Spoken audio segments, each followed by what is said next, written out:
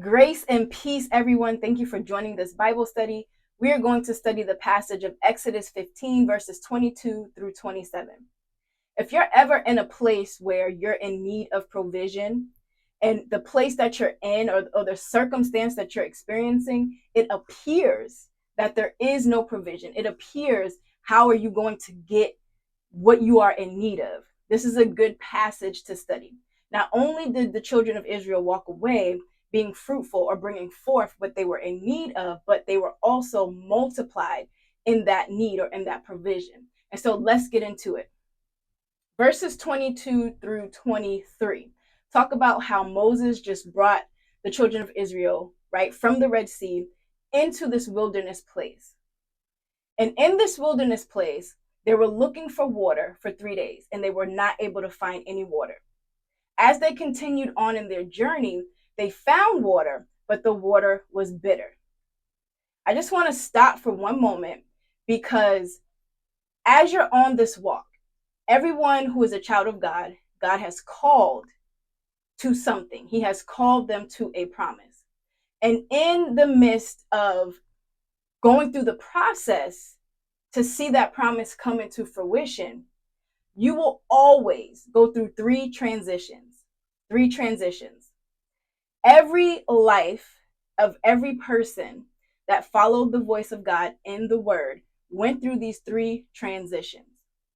The first one is Egypt, an Egypt experience. The second one is a wilderness experience. And the third one is a Canaan experience, just as the children of Israel went through. In another video, I'll talk about what those three transitions are. But for now, for this video, they transitioned into a place of the wilderness. When you study the wilderness and you study what that place represents to them and to God, it's a place where Egypt represents a system, right? A way of doing something that is not necessarily God related. And so in that place, you're prepared, right? You're doing all those things. And God will transition you sometimes, all the time, actually, if you're called, right? He will transition you into a wilderness place where you have to completely and totally depend on him. And in this place, he is teaching you how to operate, how to flow, how to access provision by listening to his voice and obeying to do what he has said. And before you ever move into the promise, you have to get this phase, this transition correct. And we see even at the end where God was moving them into Canaan with Caleb and Joshua, that the first generation children of Israel never made it in because they never mastered listening to God's voice and doing what he said. And so this wilderness experience is super important.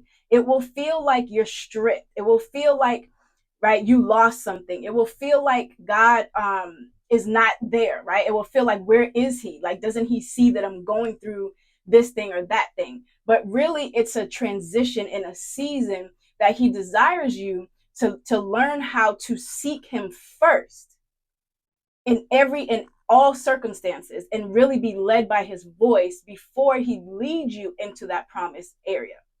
And so they came from the Red Sea experience.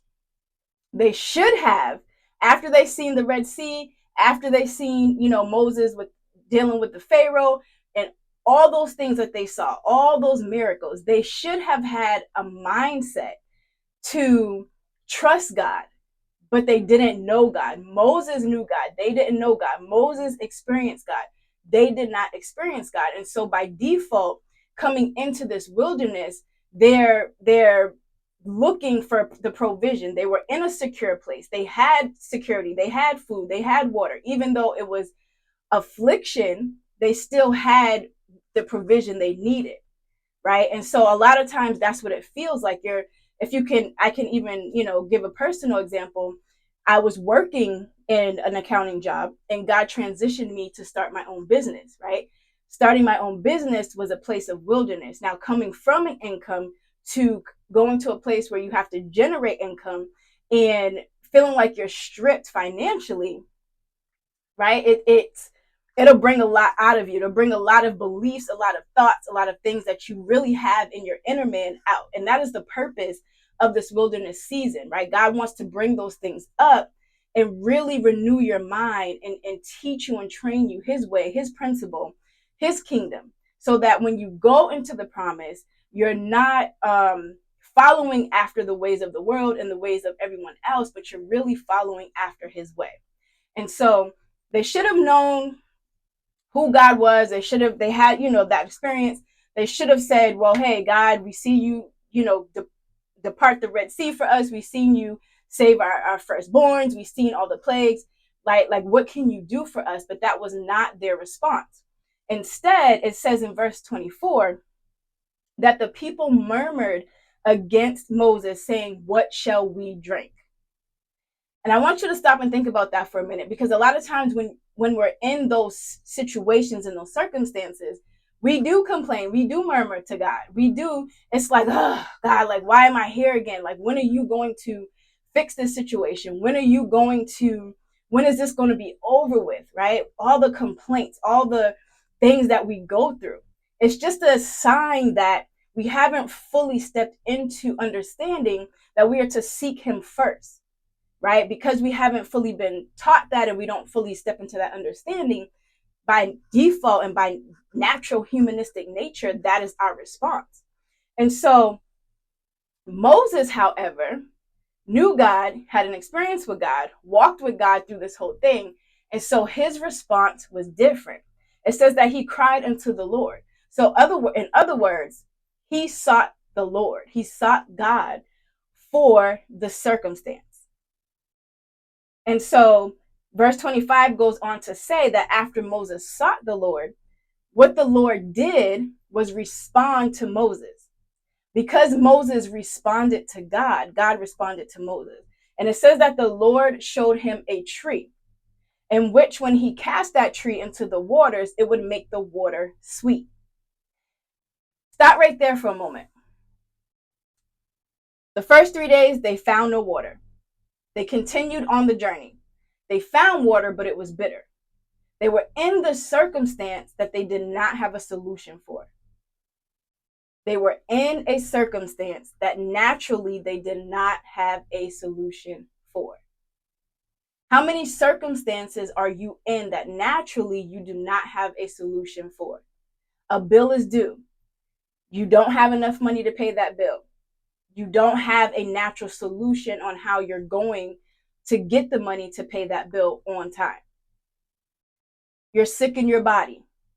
You're going to the doctor. They're feeding you medicine. You still, feel sick. You don't have a natural solution on how your body is going, right? How you're going to get healing to your body. God led them here on purpose to show them. This is an example, right? When we're in these types of circumstances and we seek him, he will reveal the solution to the problem. Just like he did for Moses, he revealed to Moses a solution to fix the problem that they were experiencing. And so it also goes on to say that that was the day that God established his first principle for the children of Israel, right? He set a statute and an ordinance and proved them, which means tested them. He began to test their heart. He began to see, okay, when I give them my desire, my will, what are they going to do with it? And a lot of times we're in situations and we don't necessarily understand, why is this happening to me? But I'm here to tell you, it's not happening to you, it's happening for you. Happening for you to be able to partner with God and bring forth his will in your life. And so the very first principle he taught them in verse 26 was to diligently hearken unto his voice, and to do what it is that's right in his sight, right? To do what it is that his voice is telling them to do. So to listen to what he's saying and obey what he's saying. Exactly what Moses did. Moses listened to him. He got the tree and he put it in the water. He listened and he obeyed. And because he listened and because he obeyed, guess what? Fruit was brought forth. They produced something. Water was brought forth. Now they can drink. When you listen, when you seek the Lord first, you listen to what he's saying, and then you do what he's saying, your situation will be changed. It will be shifted. What you were in need of, what you thought you didn't have, you will have, right? You will no longer be in need of that thing. And so it's very important when we're in circumstances and we're in situations where where it seems like we don't understand in the natural how to overcome it. Remember 3 things. Seek the Lord. Don't move until he speaks. When he speaks, listen to him. Diligently listen to him. Meaning with attention, with intention, attention, and careful consideration to what he's saying. And then do what he is saying. And I follow this principle many times in my life, many circumstances, many situations. And I can tell you with confident assurance, God has never failed me, never left me, never forsaken me. He's always shown up. He's always, gave his word. I did what he said, and the situation was changed. And so it's important. This is a lifestyle for us as his children. We have to operate this way in order to see the blessings, the promise, the favor, and every other thing that God promises in this word, in order to operate in a place of righteous action, right? And so in order to bring fruit forth that lasts, that's eternal, this is how we are to operate. And so in verse 27, it says, they continued on the journey. And as they continued on the journey, they came upon 12 wells of water. Okay? Powerful. Powerful. If you just paid attention to this passage, they went from 0 wells of water to drink from to 12 wells of water to drink from. That means they multiplied their provision just from listening to the voice of the Lord.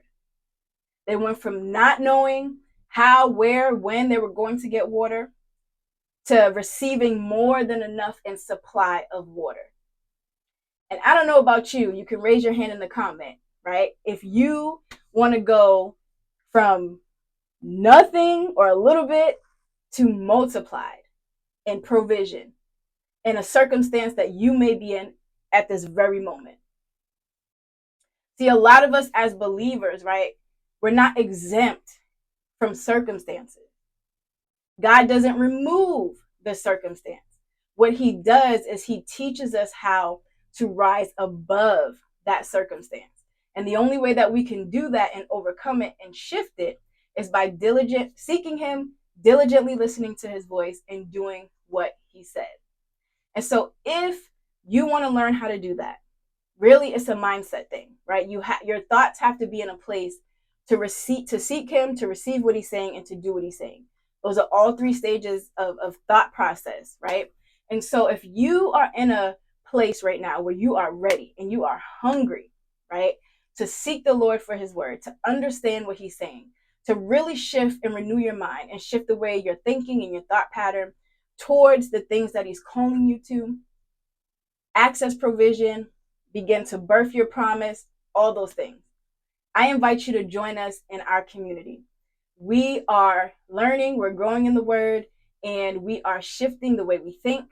We are changing our hearts and our minds by being renewed with the word. And you want to be a part of this because at the end of the day, God has called you to something, right? If you are a believer and you are his child, he has called you to something. And a lot of times we spend out an unnecessary time because either spiritually we're not being fed with this word to the point that we understand it, right? Some people are being fed, but they don't understand.